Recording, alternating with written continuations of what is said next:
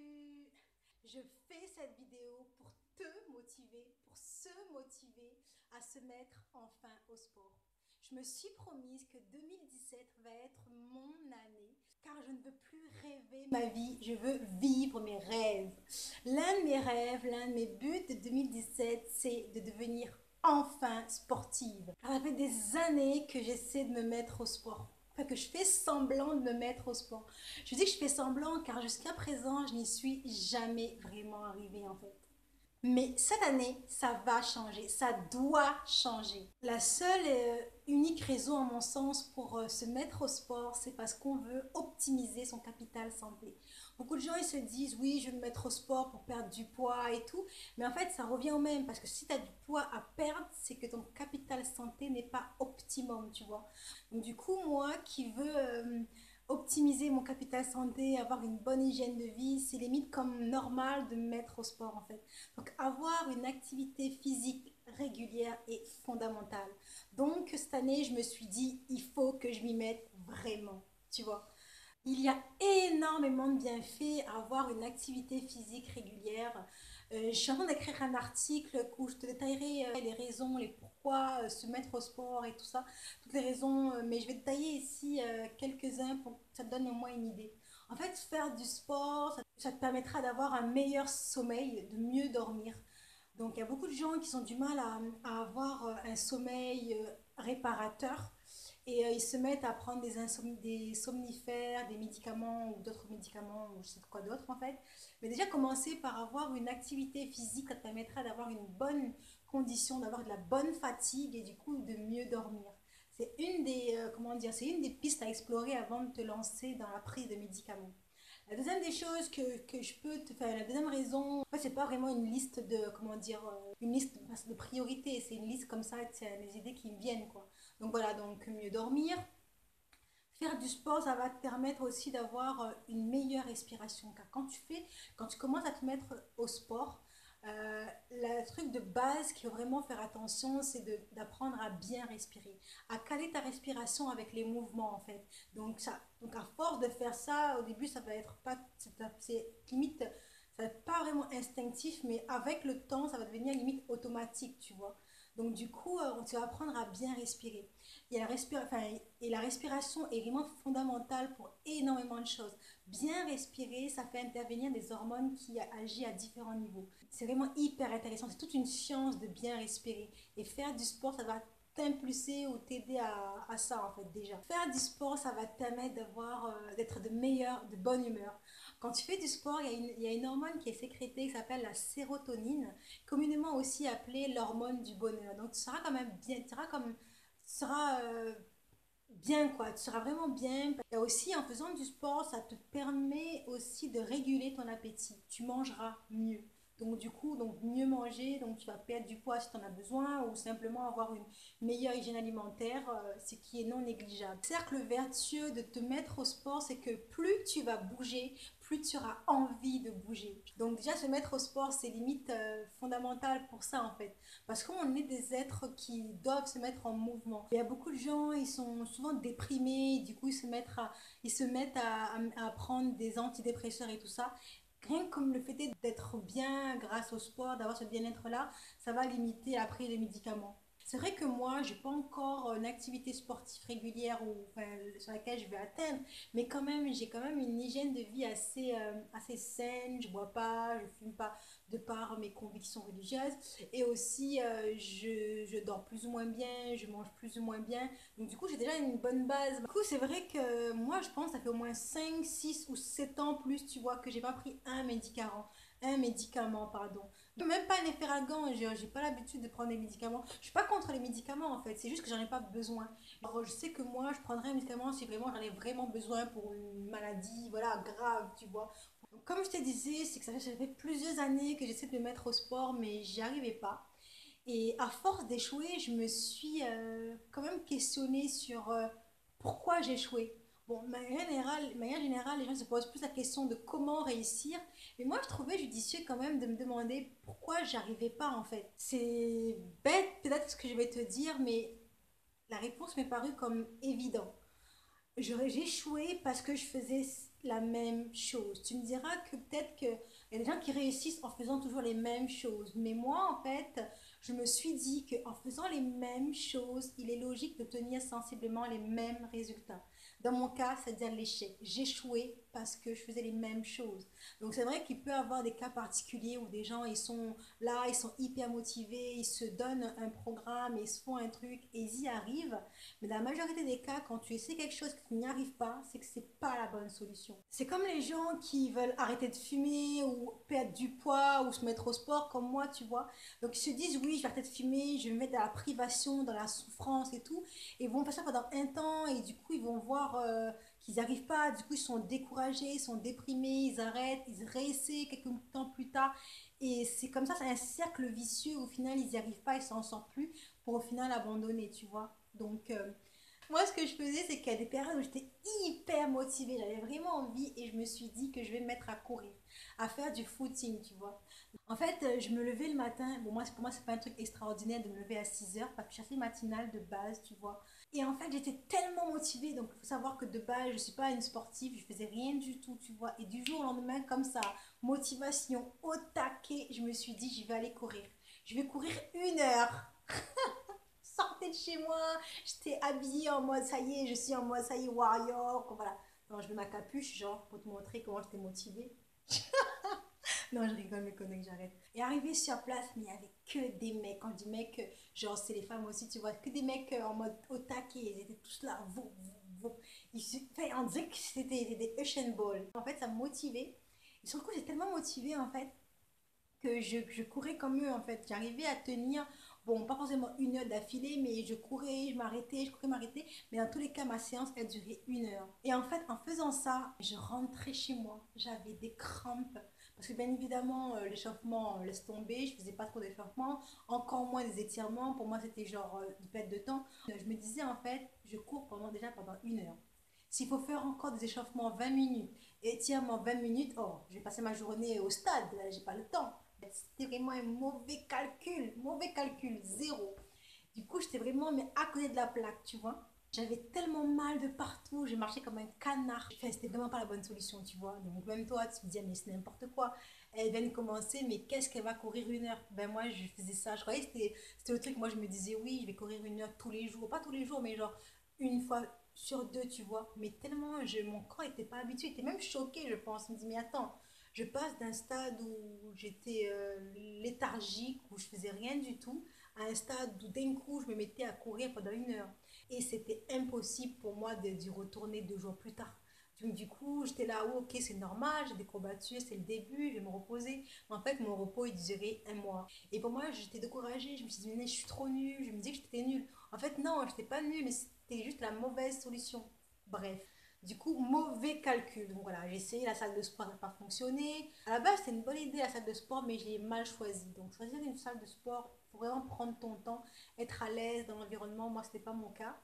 J'ai changé de sport, j'ai voulu me mettre à la marche rapide. Bon, c'est une bonne idée aussi, mais pour plusieurs raisons, voilà. Mais en fait, c'était association de bonnes idées, mais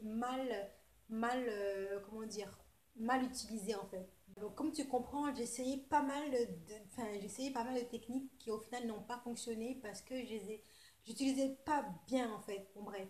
Mais par contre, malgré tout ça, je n'ai jamais, jamais, jamais lâché. Je n'ai vraiment jamais lâché, jamais abandonné parce que je savais intimement que me mettre au sport, c'était comme obligé, quoi. C'est une case, comme si tu sais que c'est une case obligatoire. Donc, à travers tous mes échecs, j'ai compris une chose qui me semble aujourd'hui, mais fondamentale à tous les niveaux de ma vie.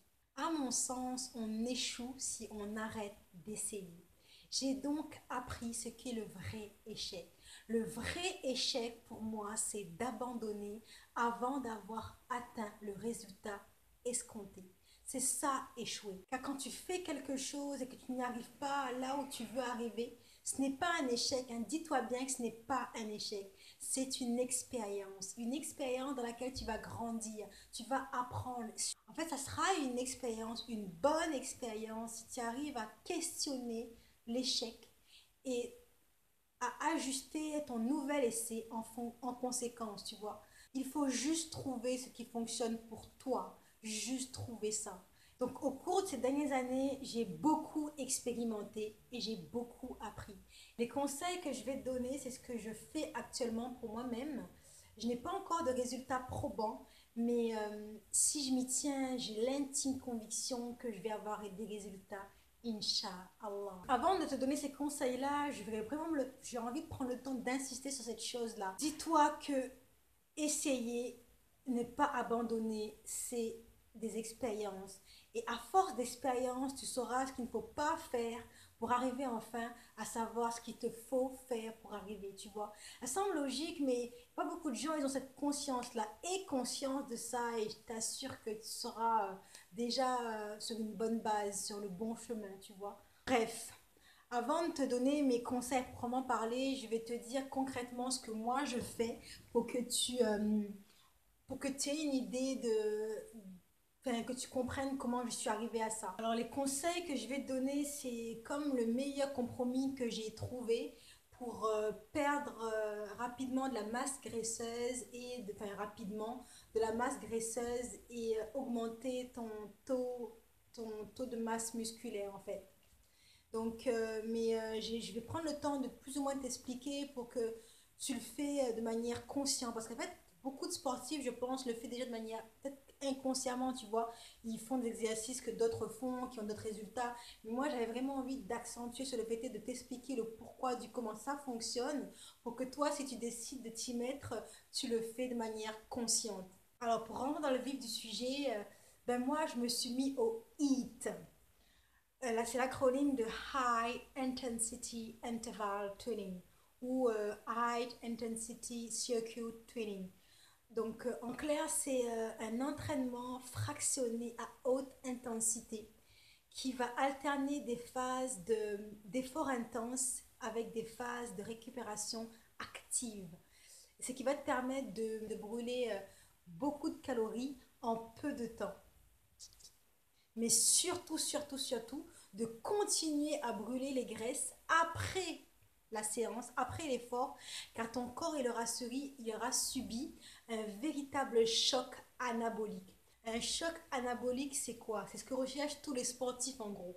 C'est le renouvellement ou la construction des tissus cellulaires qui, a fortiori, va construire tes tissus musculaires. Je sais pas si c'est clair. En gros, en fait, tu sais, quand tu fais du sport, c'est comme des petites blessures, en fait, que le corps, il va réparer. Et en réparant cette petite blessure, il va construire du muscle. Et du coup, pour construire du muscle, le corps, il dépense de l'énergie. Donc, après l'entraînement, ton corps, même au repos, il va continuer à travailler.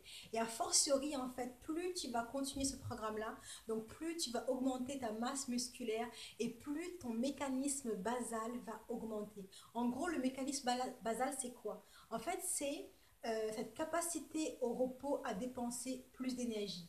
Exemple, deux personnes de même taille, de même poids, mais avec un taux de masse musculaire différent, ne va pas dépenser le même taux d'énergie, tu vois. Donc, quelqu'un qui a plus de muscles, il va dépenser plus d'énergie que quelqu'un qui a plus de graisse, tu vois. Donc, 80 kg de muscle et 80 kg de graisse, c'est pas la même chose. En fait, le HIIT, c'est un programme complet et ou ciblé qui va intégrer des exercices de musculation et de cardio. Et ce programme, il est évolutif et adaptatif en fonction du temps que tu disposes et de ta condition physique. Vraiment, il est adapté à tout le monde. Que tu sois débutant ou confirmé, si tu te mets au HIIT, tu vas avoir forcément des résultats. Mais vraiment. Et ce programme comporte énormément d'avantages. Déjà, la première des choses, c'est que c'est des programmes courts. C'est-à-dire qu'en fait, tu peux facilement l'intégrer dans des emplois du temps assez surchargés. Deuxième chose, c'est que tu n'as pas besoin de matériel pour le faire, donc plus d'excuses.